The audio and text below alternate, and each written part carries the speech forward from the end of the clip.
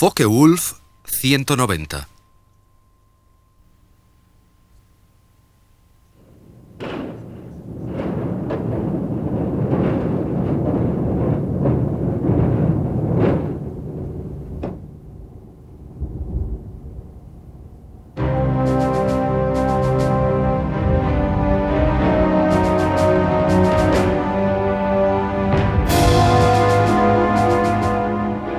Justo en las afueras de Phoenix, Arizona, se encuentra el Museo Champlain de aviones de caza, que cuenta con una magnífica colección de aviones históricos.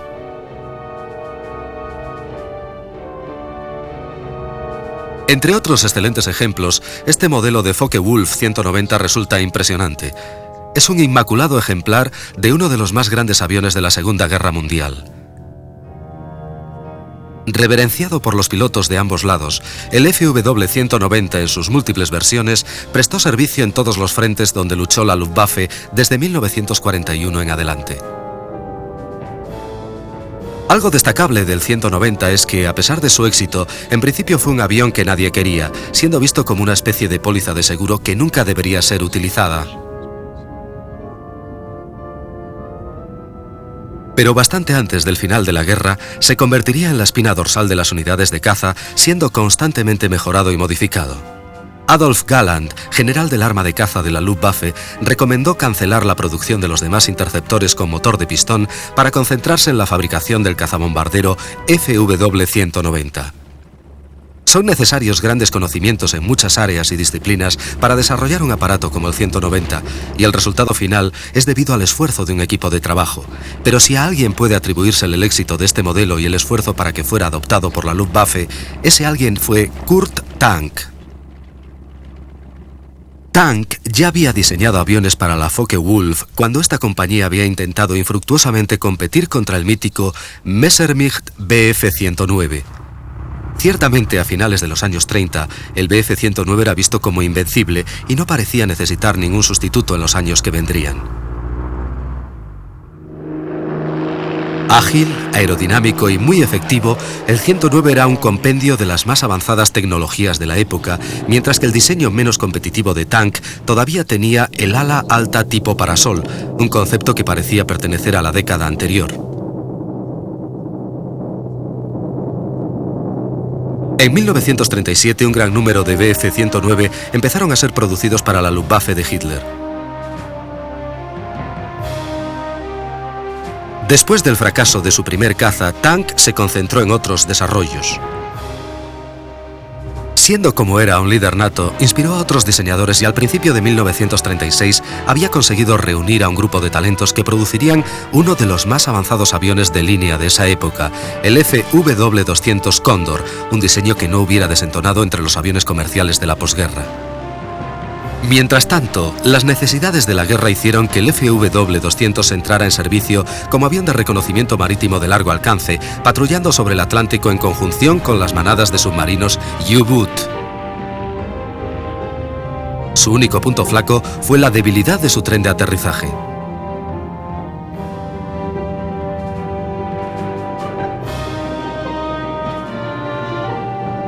Otro ejemplo de la creatividad de Tank fue el Focke-Wulf 189, apodado el Búho, un bimotor triplaza de reconocimiento y apoyo directo cuya célula acristalada recordaba un invernadero volador.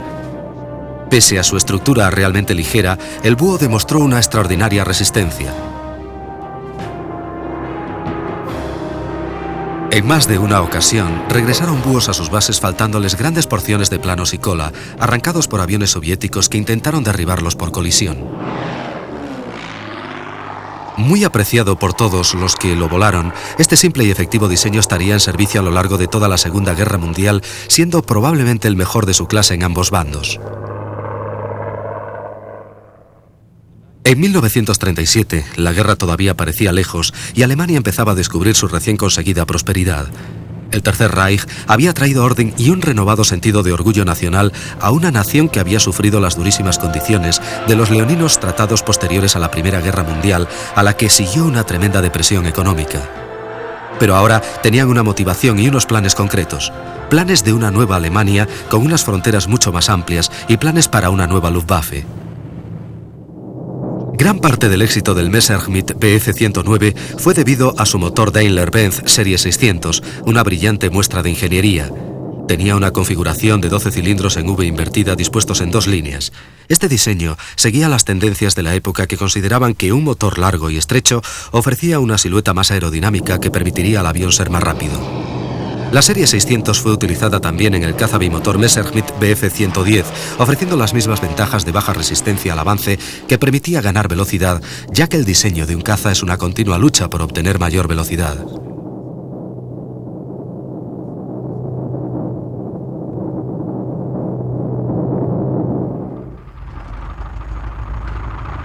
En 1937, los motores en línea o en V eran casi universales en los aviones de caza. Los Hurricanes ingleses utilizaban el Rolls-Royce Merlin, que proporcionaban la misma combinación de un motor potente en un fuselaje aerodinámico. Este es el Voigt 141, un diseño americano de antes de la guerra que no sería finalmente aceptado, pero del que se vendió un ejemplar a Japón. Posteriormente se afirmó erróneamente que este modelo sentaría la base para los propios diseños de cazas del Imperio. En vez de un motor lineal, empleaba el concepto del motor radial refrigerado por aire, cuyos cilindros estaban dispuestos formando una estrella alrededor del eje del cigüeñal. Menos aerodinámicos que los lineales, los motores radiales o en estrella fueron pese a todo muy populares en la Armada Americana, debido a que resultaban más fiables y no necesitaban la complejidad añadida de un radiador. Además, resultaban más cortos y así un mayor número de aviones podrían ser transportados en las cubiertas de los portaaviones. La compañía Pratt & Whitney en particular continuó con el desarrollo del motor radial como una alternativa a los más estilizados motores lineales refrigerados por líquido. Pero aparte de la US Navy, su principal empleo fue en aviones comerciales o en bombarderos, donde la velocidad no resultaba tan crítica.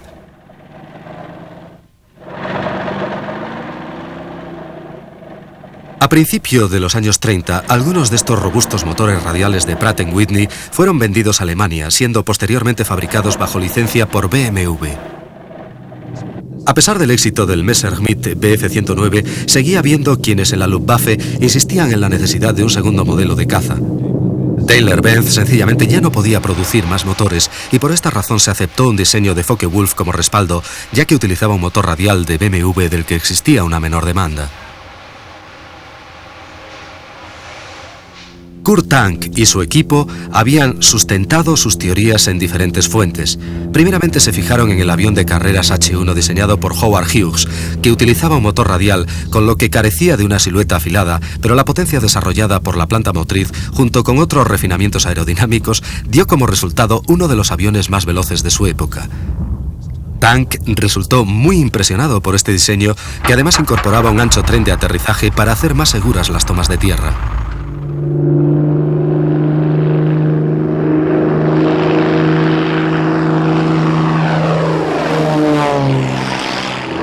Hughes voló personalmente el H-1, pulverizando muchos récords de velocidad, demostrando que había situaciones en que unos cuantos caballos de potencia extra podían compensar la falta de aerodinámica. Otra exitosa aplicación del motor radial que seguramente Tank debió haber conocido fueron los primeros desarrollos del A-6M japonés, el famoso Zero producido para la Marina Imperial. Este diseño era todavía un secreto en 1937. Usaba un largo carenado del motor de apariencia muy americana que penalizaba relativamente su aerodinámica, pero su velocidad y su legendaria maniobrabilidad eran debidas a su muy ligero peso.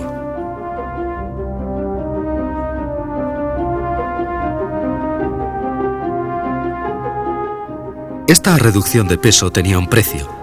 Los pilotos de los Zeros no contaban con ningún tipo de blindaje de protección, al contrario que la mayoría de los otros cazas que disponían de pesados mamparos metálicos a prueba de balas.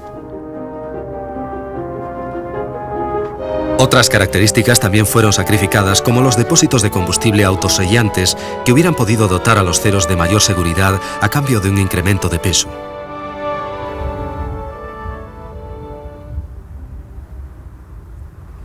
Estas carencias no suponían un desprecio hacia sus pilotos, más bien era una fórmula más pragmática para dotar a los Zeros de gran velocidad y tremenda agilidad. Ambos factores, se suponía, permitirían aumentar la posibilidad de supervivencia de los pilotos, a la vez que les dotaba de un arma mucho más poderosa.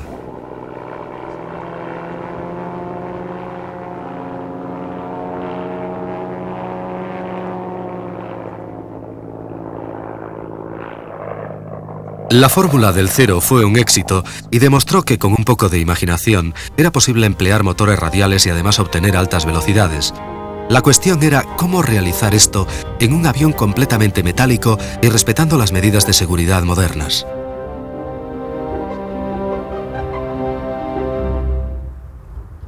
Los ingenieros alemanes diseñaron una cubierta de motor especial más aerodinámica que proporcionaba una toma de aire muy pequeña, pero que aumentaba su flujo mediante un único ventilador o fan montado tras de la hélice.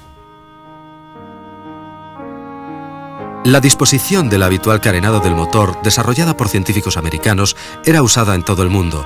Resultaba bastante efectiva, pero no había duda de que reducía la velocidad.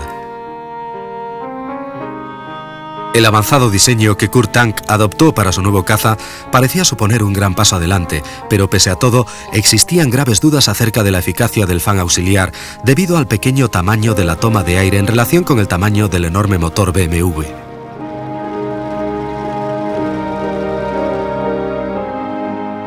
De lo que no hay duda es que el avión que colocó Kurt Tank tras el motor resultó ser extremadamente aerodinámico, resistente y a la vez de construcción sencilla.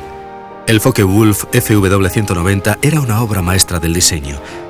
A principio de 1939 las plantillas y herramientas para el montaje del 190 estaban ya preparadas, pero desde el principio el plan no era simplemente fabricar un avión apto para la producción en masa, sino que ésta debía estar muy repartida entre muchos subcontratistas, de los que cada uno realizaría solo componentes específicos, pero en grandes cantidades.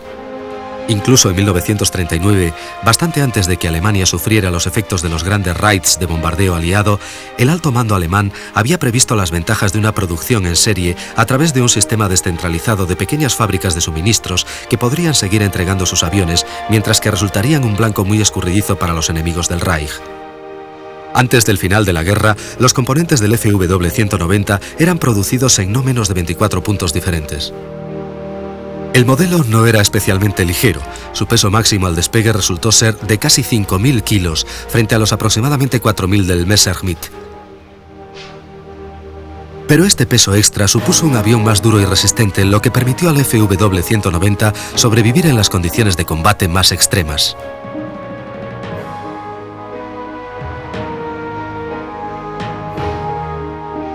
Pero la gran duda permanecía.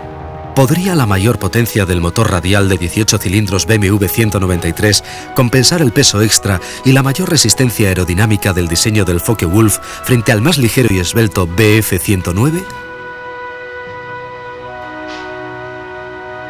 Dado que la totalidad de la producción disponible de motores en línea para aviones de combate había sido asignada a la compañía Messerschmitt, Kurt Tank no tuvo otra opción que diseñar su producto basándose en la menos popular tecnología de los motores en estrella. Cuando el prototipo estuvo casi acabado, muy pocos imaginaban que sería el primero de una larga serie de casi 20.000 FW-190. Otra diferencia con el Messerschmitt era que en el Bf-109 las alas eran dos piezas separadas que se unían al fuselaje mediante un solo larguero. Por contra, el avión de Kurt Tank empleaba alas mucho más robustas que eran unidas entre sí mediante pasadores, formando una sola pieza antes de que el fuselaje se atornillara encima de ellas. Además, las uniones eran carenadas mediante unas placas aerodinámicas que aumentaban la rigidez y la velocidad. Todo esto reflejaba la filosofía de Kurt Tank de diseños sencillos, pero mediante componentes resistentes, y a la vez maximizando el empleo de las más avanzadas tecnologías disponibles, como el uso de la potencia eléctrica para accionar algunas superficies de control, como los flaps y el accionamiento del tren de aterrizaje. También existía un ingenioso mecanismo de muelles que activaba la rueda de cola. Pronto el enorme motor BMW estuvo listo para ser montado. Había llegado la hora de verificar si la arriesgada fórmula de Kurt Tank, combinar potencia con peso y aerodinámica, daba resultado.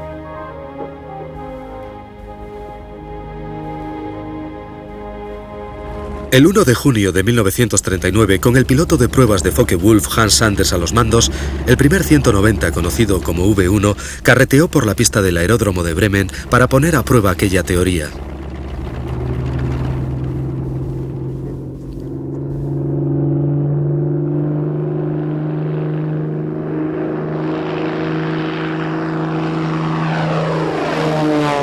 Se mezclaron el júbilo con la decepción. Sanders pronto descubrió que el 190 disfrutaba de una excelente maniobrabilidad y que la potencia extra compensaba de sobra el exceso de peso, pero el sistema de refrigeración sencillamente no funcionaba. Dijo que era como volar con los pies dentro de un horno, comentando los inconvenientes derivados del mal funcionamiento de la cubierta del motor. Pero a pesar de que este problema debería ser resuelto, el concepto básico de un equilibrado diseño aerodinámico, impulsado por un poderoso motor y con un robusto y ancho tren de aterrizaje, resultó ser un éxito.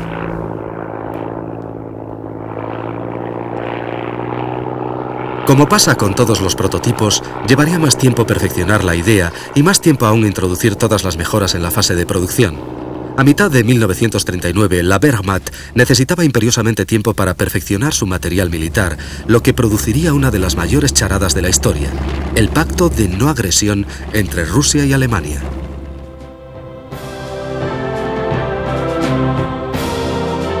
Dadas las claras ambiciones nazis de expandirse hacia el este y la gran diferencia entre los idearios políticos de Hitler y Stalin, el pacto de no agresión, firmado en el verano de 1939, estaba sin duda destinado a ser papel mojado.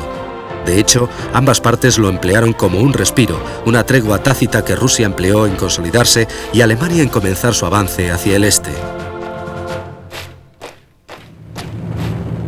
En aquel impasse, el Focke-Wulf seguía considerado tan solo como una especie de segundón del Messerschmitt, así que hubo tiempo de sobra para perfeccionarlo. Se le equipó de un motor aún más potente, el BMW 801D de 14 cilindros en doble estrella, capaz de producir 2100 caballos en sobrepotencia. La nueva planta motriz era aún más pesada, de manera que para mantener el centro de gravedad del avión, la posición de pilotaje fue retrasada, circunstancia que solucionó en parte el problema del calor sobre el piloto. De todas formas, el audaz diseño de cubierta del motor debió ser abandonado, tras lo cual la arriesgada fórmula de Kurt Tank evolucionó imparable hacia el éxito. Y Goering dio instrucciones concretas. Focke-Wulf debería prepararse para que de sus factorías salieran inmediatamente los nuevos aviones como panes calientes del horno de la panadería. El 190 entró en producción con una cubierta de motor convencional, pero como el piloto se hallaba ahora más retrasado, quedaba perfectamente aislado del calor del motor. Pese a todo, se mantuvo el ventilador interno o fan de refrigeración del motor detrás de la hélice. El hecho era que el pequeño beneficio aerodinámico que la cubierta podría haber aportado fue fácilmente compensado con creces por el incremento de potencia que supuso el nuevo motor. El radial BMW 801 contribuyó enormemente al éxito de los primeros modelos del 190. Además, proporcionaba al piloto un enorme escudo contra los ataques frontales y menos riesgos mecánicos, pues al ser refrigerado por aire no tenía las complejidades del sistema de radiadores. También tenía ventajas en accesibilidad. Los equipos de tierra podían alcanzar muy rápidamente cualquier rincón de la planta motriz, haciendo más rápidas las reparaciones.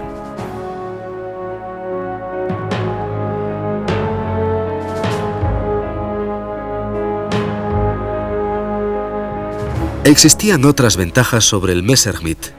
El FW-190 tenía una cabina elevada que ofrecía al piloto una perfecta visibilidad en todas direcciones, ya que en una emergencia la cubierta transparente podía ser volada mediante unas cargas explosivas.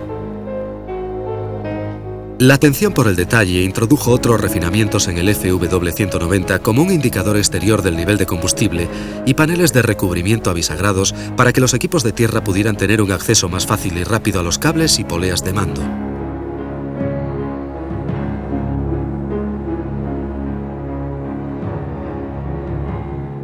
Incluso existía un refuerzo sobre el ala que servía de plataforma para que mecánicos y pilotos no abollaran los delgados paneles del recubrimiento del ala.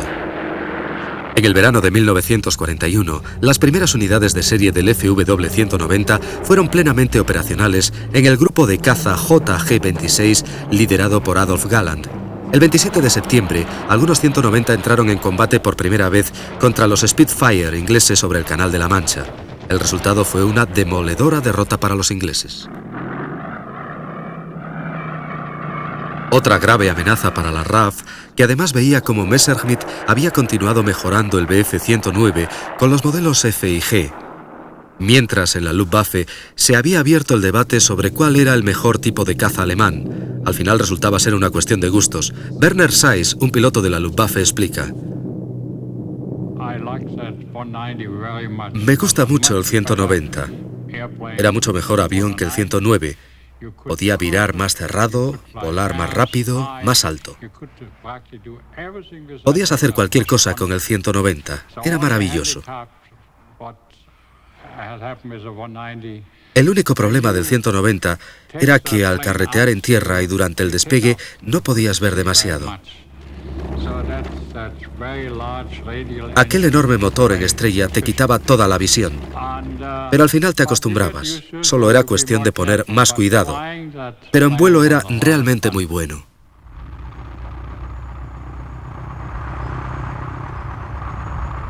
Pero no todos los pilotos de la Luftwaffe aceptaron el diseño de Focke-Wulf, incluso a pesar de que el Messerschmitt tenía un tren de aterrizaje muy estrecho, que hacía difícil su control, y una carlinga extremadamente pequeña. Todavía seguía siendo la primera opción de muchos pilotos, incluyendo al general Günther Rall. Yo diría que el 109 era como un estoque, mientras que el 190 era un sable. El 109 era rápido como un cohete, pero el 190 tenía un buen armamento. Tenía 4 tubos alrededor del motor, muy cerca de él, de manera que el récord de derribos en un solo día, como los 13 o 14 que consiguió Novotny, fueron con el 190.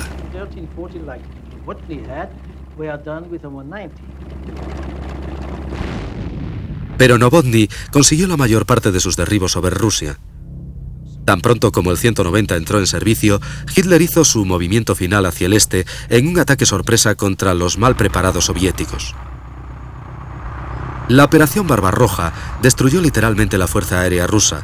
Los pocos aviones que quedaron estaban obsoletos, con tripulaciones mal entrenadas. Así los resultados contra el sofisticado FW-190 eran predecibles.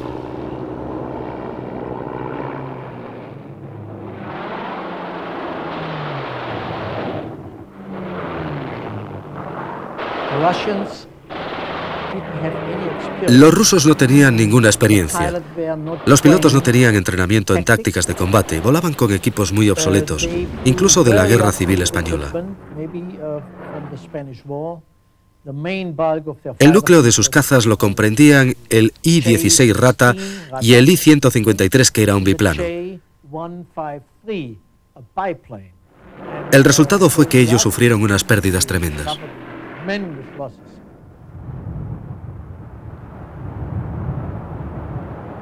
En diciembre de 1941, en la otra parte del mundo, Japón, aliado de Alemania, también se estaba preparando para un éxito espectacular.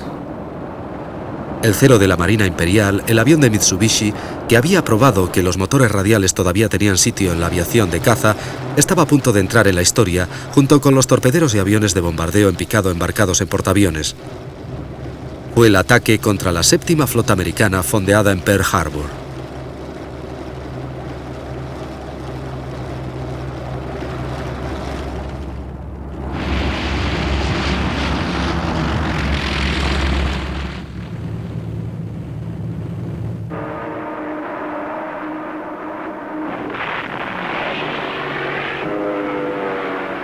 Al no encontrarse los portaaviones en el puerto, el ataque resultó impresionante, pero no definitivo.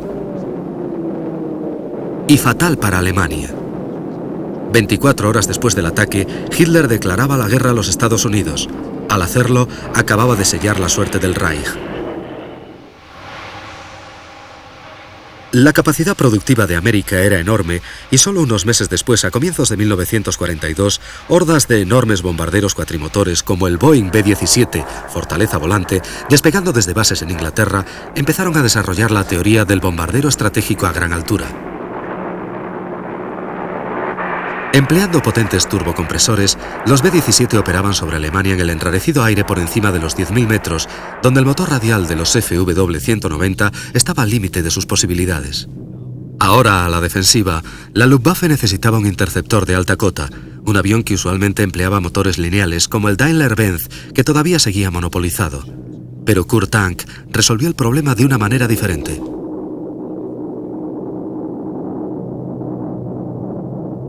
Este es el Junkers 88, un bombardero extremadamente versátil que empleó diferentes motores, entre los que se encontraba el Jumo 213. De silueta redonda, parecía un motor radial, pero se trataba de un V-12 con un radiador circular detrás de la hélice. Al contrario que el Daimler-Benz, el motor Jumo estaba plenamente disponible y en un arriesgado movimiento, Tank dispuso la integración de esta potente planta motriz en el 190.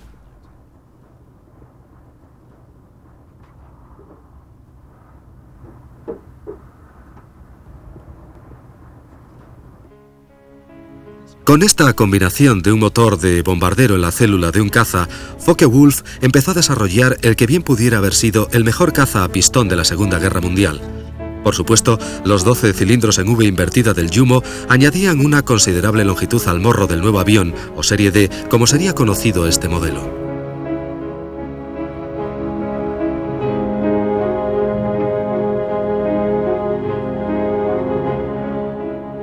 El incremento de potencia y la capacidad de volar a gran altura convertirían más tarde al FW-190 de morro largo en el más respetado de todos los cazas alemanes.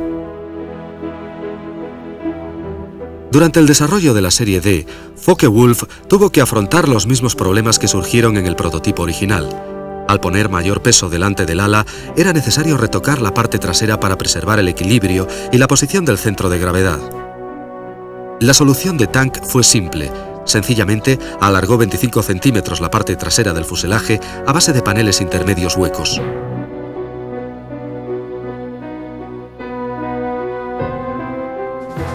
El resultado final, con el morro y la cola alargadas, hizo que la Serie D fuera más afilada, más aerodinámica y aproximadamente 1,5 metros más larga que la versión básica original.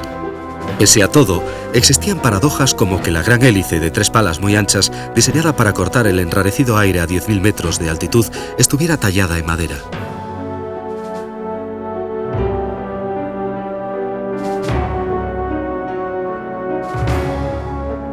La Serie D disfrutaba también de muchas de las características ampliamente probadas en el diseño original de 1940.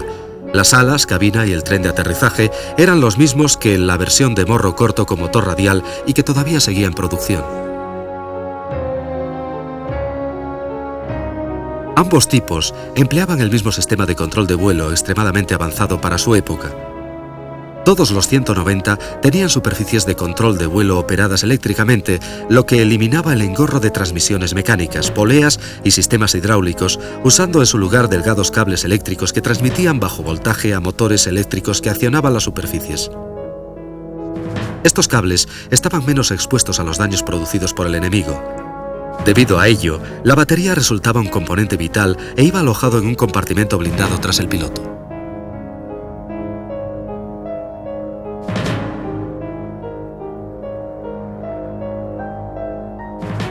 Mientras la Serie D estaba siendo desarrollada, ya existían planes para una versión todavía más avanzada, inclusive más estilizada y aerodinámica, y esta vez con alas más largas, el TA-152.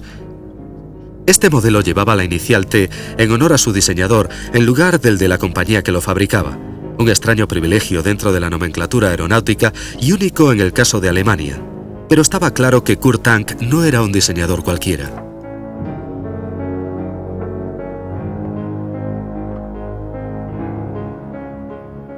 Tanto en la Serie D como en el alargado TA-152, el concepto básico del FW-190 original fue siempre la base del éxito de los modelos posteriores. Allá en 1937, Focke-Wulf había empleado criterios de diseño simples que resultaron más que adecuados para las siguientes fases de desarrollo.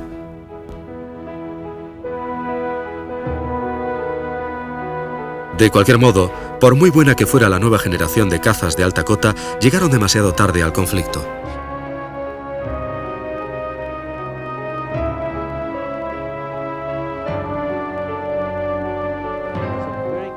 Era un avión realmente bueno, con una buenísima visibilidad, con un motor excelente a grandes alturas, pero llegó demasiado tarde, así que no produjo ningún cambio decisivo para el desenlace final. Además, los avances de los rusos estaban cambiando la situación en el este. Fue una sorpresa para nosotros el descubrir que ellos habían sido capaces de establecer una línea de producción fuera del alcance de nuestros bombarderos, que estaba detrás de los montes Urales, o cerca de ese área, y de la que salía una enorme cantidad de aviones. Desarrollaron aviones mejores, todos esos MiG-Jack eran muy buenos y pilotos mejor entrenados. Y después de 1942 en adelante, formaron esas unidades de élite, los regimientos de guardias rojos. Y al menos en mi área, uno podía identificarlos debido a que pintaban todo el morro del avión, desde la cubierta del motor hasta la cabina. Así podíamos identificar a la élite, a los que eran los verdaderos oponentes. Una nueva generación de pilotos rusos, junto a aviones mucho más avanzados, podrían ayudar a empujar la marea contra Alemania.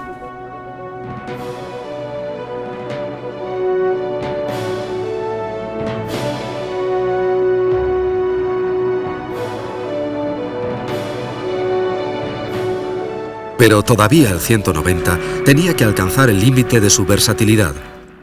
La campaña rusa había demostrado que el modelo básico de ataque a tierra alemán, el Stuka, estaba completamente obsoleto. Como el Messerschmitt 210, que era el reemplazo previsto, no llegó a materializarse, el fiable 190 fue elegido como sustituto. Aunque no hubiera sido específicamente diseñado para este cometido, era lo suficientemente flexible como para dejarse adaptar eficazmente.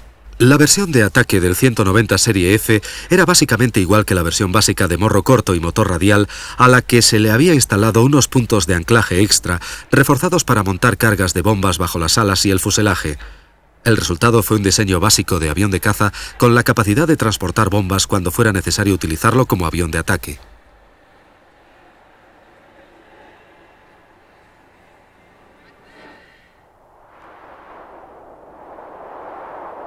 Pero la versatilidad no siempre es la clave. La guerra en el este continuaba y los pilotos alemanes tenían ya que competir contra aviones rusos muy especializados, como el Ilyushin IL-2 Stormovik, que se reveló como un verdadero problema para los cazas FW-190. El IL-2 era un avión condenadamente bueno, muy duro de derribar porque estaba pesadamente blindado tanto por debajo como por detrás. Además tenía un artillero que disparaba hacia atrás, con lo que hacía muy difícil el que apuntaras con precisión suficiente como para derribarlo. Y era corriente que muchos pilotos de FW-190 descargaran completamente toda su munición y a pesar de eso los IL-2 seguían volando. La incapacidad de los cazas alemanes para neutralizar aviones soviéticos como el Stormovik influyó ciertamente en las batallas de tanques del frente oriental. Estos duelos entre blindados fueron decisivos en la campaña rusa.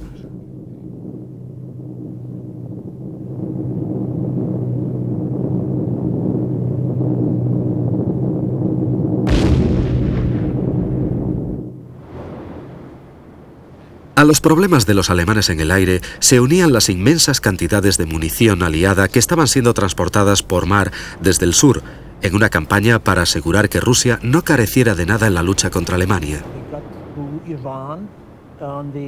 Ellos mandaron al Iván mediante el programa de préstamo y arriendo.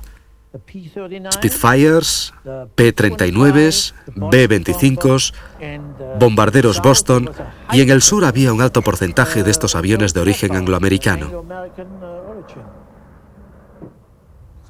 Esta política de suministros a los rusos a partir de las cadenas de producción occidentales aseguró que la sitiada maquinaria bélica alemana estuviera constantemente bajo una gran presión de las fuerzas rojas por el este y de británicos y americanos por el sur y el oeste.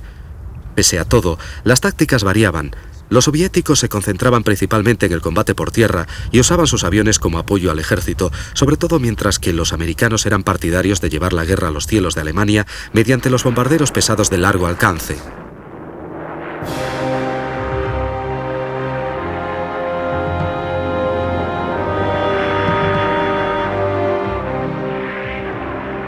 A finales de 1944, los bombardeos diurnos americanos estaban presionando mortalmente a las defensas de caza de la Luftwaffe. Los Messerschmitt 109 y todas las versiones de FW-190 fueron concentradas en esta tarea en un intento de parar la constante marea de B-17 y Liberators que llevaban la destrucción al territorio alemán. El éxito de los bombarderos americanos solo era posible si estos conseguían desbordar las defensas alemanas. Para lograr este objetivo, primeramente, los americanos emplearon cazas de escolta de muy largo alcance y alta velocidad para proporcionar protección lo más dentro posible sobre Alemania. En segundo lugar, los bombarderos se agrupaban muy juntos en las llamadas tight box o cajas compactas que permitían a los artilleros concentrar una inmensa cantidad de fuego defensivo contra los cazas alemanes. Así, los bombarderos americanos continuaron sus misiones concentrándose sobre blancos estratégicos de la industria bélica alemana, fábricas de munición, refinerías y sobre todo las fábricas de aviones. La teoría que sustentaba el bombardero estratégico americano era el tratar de evitar que el enemigo fabricara armamento, devastando directamente sus fuentes de producción, como la forma más eficaz de hacer la guerra. Pero esto solo funcionaría si el enemigo fabricaba sus armas en una forma convencional, y no era así como Kurt Tank había organizado la producción de los FW-190.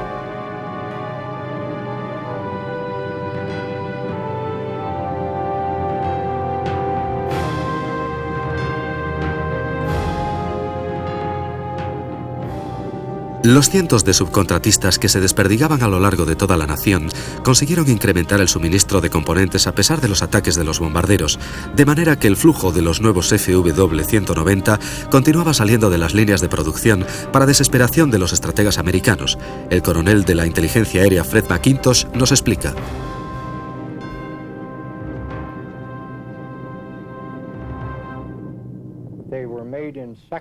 Lo construían por secciones en pequeñas factorías, los montaban en los aeropuertos y después los aviones podían volar directamente desde allí, o bien ser remolcados por carretera hasta donde se les montaba el motor y cosas así.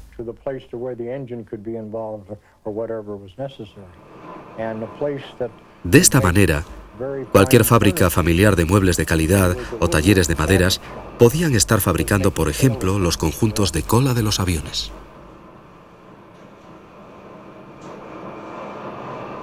Así, la octava Fuerza Aérea tenía que vérselas contra una red muy bien organizada de fábricas instaladas en talleres y casas de campo y que era casi imposible de identificar como blancos estratégicos. Estas pequeñas factorías podían trabajar casi impunes frente a los atacantes de la octava Fuerza Aérea. El hecho de que esta organización fuera tan eficaz se debe a la idea original de Kurt Tank de subcontratar y diversificar los elementos de la producción del 190 lo más posible.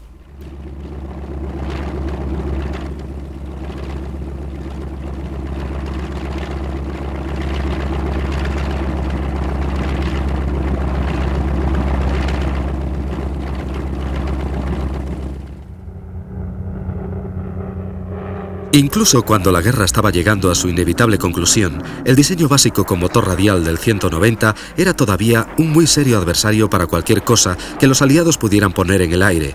Los diseños aliados se habían ido perfeccionando. Aviones como el Republic P-47 Thunderbolt, que también había sido basado en un motor radial, llegaban cada vez en mayor número y con pilotos mejor entrenados.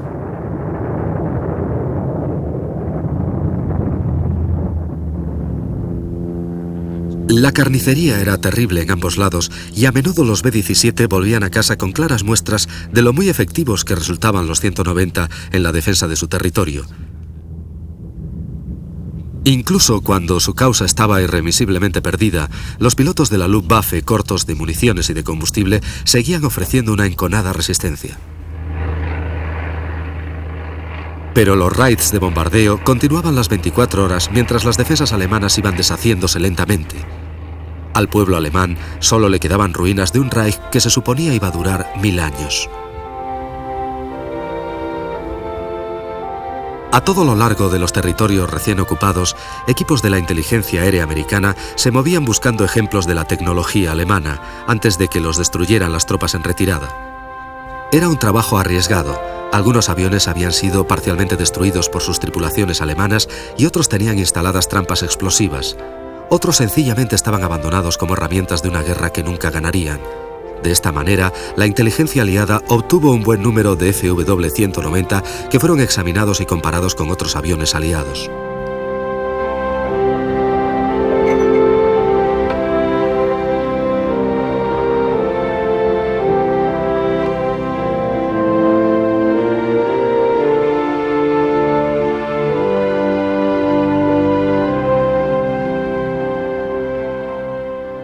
Por supuesto, los aliados habían capturado anteriormente algún que otro FW-190, de manera que ya tenían una idea clara de la filosofía del diseño del avión, pero ahora se trataba de un material muy abundante y técnicos expertos de las fábricas americanas pudieron volar los aviones alemanes y obtener información de primera mano.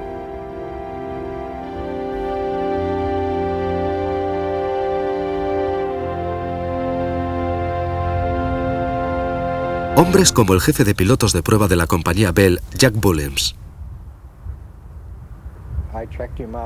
Le di unas instrucciones, le expliqué datos sobre la cabina de un Focke-Wulf que yo había examinado y volado previamente, y él despegó. Ahora estaba en manos de un competente piloto de pruebas americano, bien entrenado, ganador de varias carreras y de los trofeos Thompson en Cleveland. Después de que despegara, yo me volví a trabajar con la tripulación de tierra cuando pasó Jack Bulliams en el Focke-Wulf a unos 30 a 35 pies a ras de suelo. Se abrió sobre el aeródromo, tiró del avión y le hizo realizar unos cuantos toneles antes de alejarse mediante una increíble trepada en candela.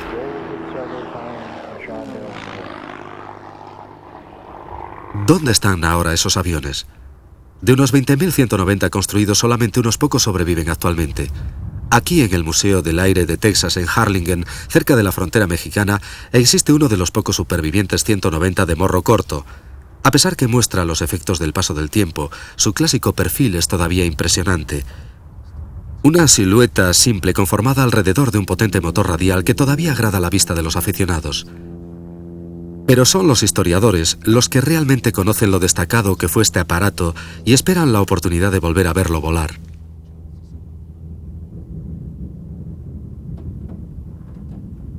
Tendrán que esperar algunos años antes de que este 190 tejano sea reconstruido de acuerdo a los niveles de calidad originales, pero mientras llega ese momento, las mismas y bellas proporciones se pueden ver a veces sobre los azules cielos de Texas. David D. Jones, restaurador de aviones, nos habla de su pasión y del curioso avión que ha construido.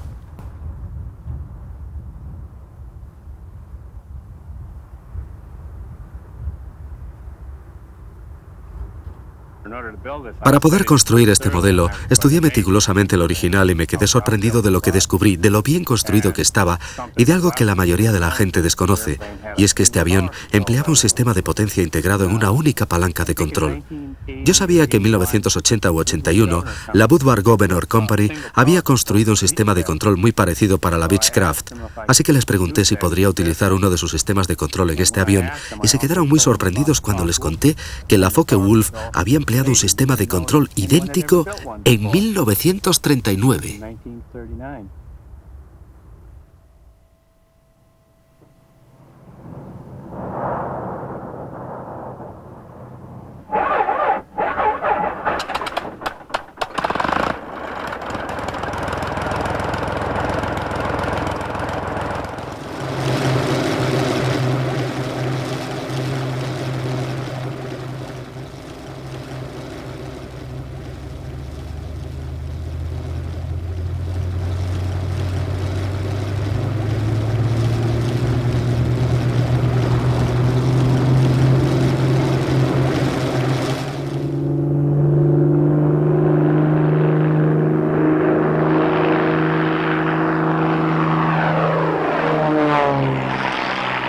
Esta réplica del 190 construida por Jones está realizada a 3/4 de escala y por supuesto el motor es diferente, pero todas las proporciones son exactas, así que esta sobresaliente reproducción vuela de la misma impecable manera en la que el original se hizo famoso y en la que los pilotos de la Luftwaffe lucharon por toda Europa.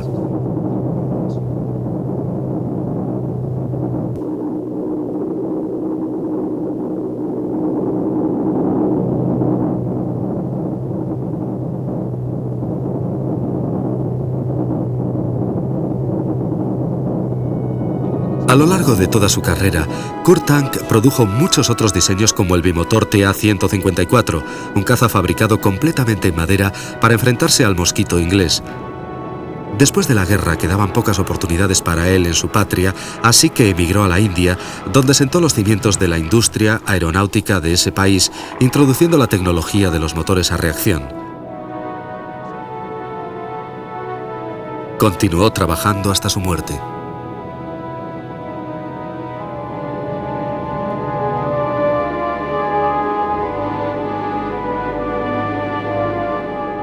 Famoso por los muchos logros de una vida muy productiva, el elemento más sobresaliente de la creatividad de Tank será siempre el Focke-Wulf 190.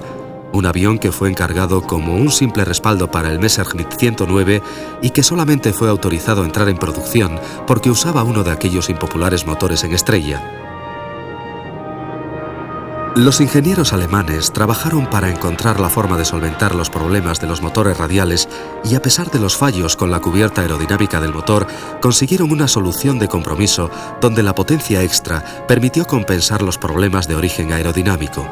Los motores radiales superaron todas las críticas y fueron posteriormente adoptados tanto por los fabricantes de aviones de caza americanos como por los ingleses. El FW-190 esculpió su nombre en la historia militar como uno de los más grandes aviones de combate del mundo.